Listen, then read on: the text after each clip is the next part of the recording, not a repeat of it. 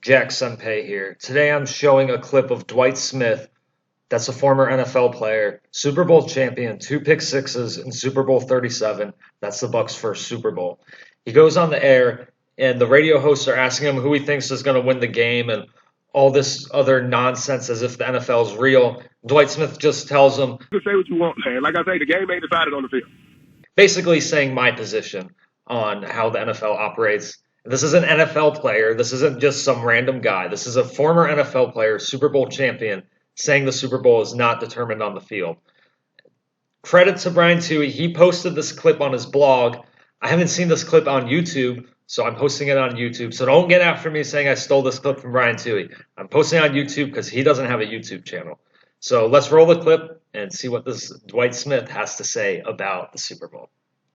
Supposed to be a neutral field, but just tell me, as a former Buccaneer, how surreal is this for the Bucs to be in the Super Bowl in Tampa at Raymond James Stadium? That's a good question, man. I would like to ask some Tampa fans that question because I really don't know. Well, I mean, this is something that no one's ever seen before. I mean, you're hosting the Super Bowl. The Bucs are in it. It's Brady versus Mahomes. I mean, that was something I predicted at the beginning of the year. I said if the NFL wanted to have the home team in the Super Bowl, this would be the perfect year. Pandemic, people can't travel, so it's not a shock to me. How big of an advantage do you think it will be for the Buccaneers not having to travel anywhere? Because obviously, when you were in the Super Bowl, that's not no advantage. They don't have no advantage. No advantage? Okay. No. All right, so that's like saying they have advantage at every home game during the year. So I mean, it ain't like they won every home game, so it ain't much of an advantage. So tell me, obviously you're a defensive guy. What would the game plan that you would engage against this Kansas City high-flying offense led by the great Patrick Mahomes? I mean, how would you guys try and stop Tyreek Hill? Let's say this was back in the day. It's a Monte Kiffin-led defense. How do you think you guys would defend cats like Tyreek Hill and, of course, that fine tight end of theirs, 87, Mr. Kelsey's pretty dangerous too? Well, we played cover two, so it ain't much you would change. You always got somebody over the top. Our key was we had defensive line pressure, man. If you ever noticed in the NFL, the teams who win is who get the most pressure on the other team's quarterback.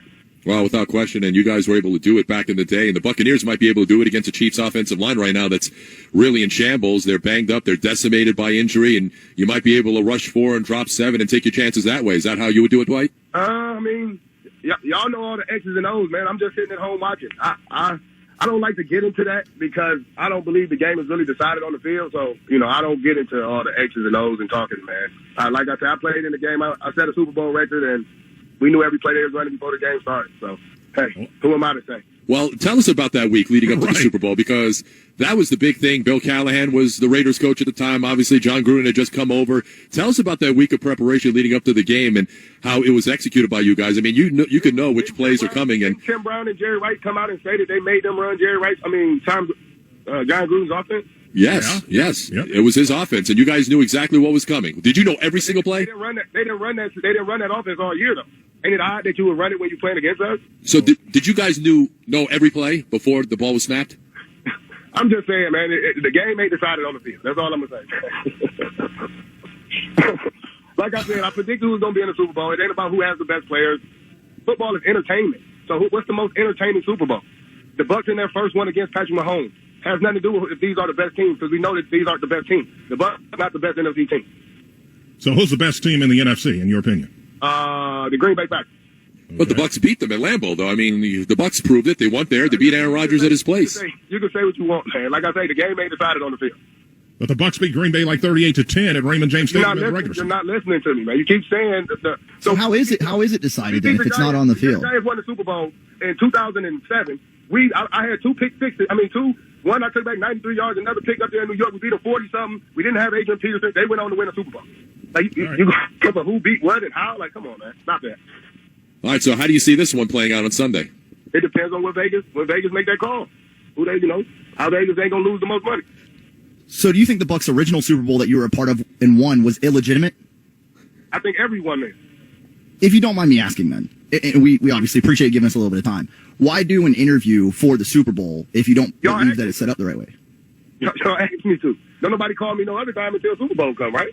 Yeah, no, that's true. Did anybody when we got on the phone say, hey, how's your family doing? How your kids doing?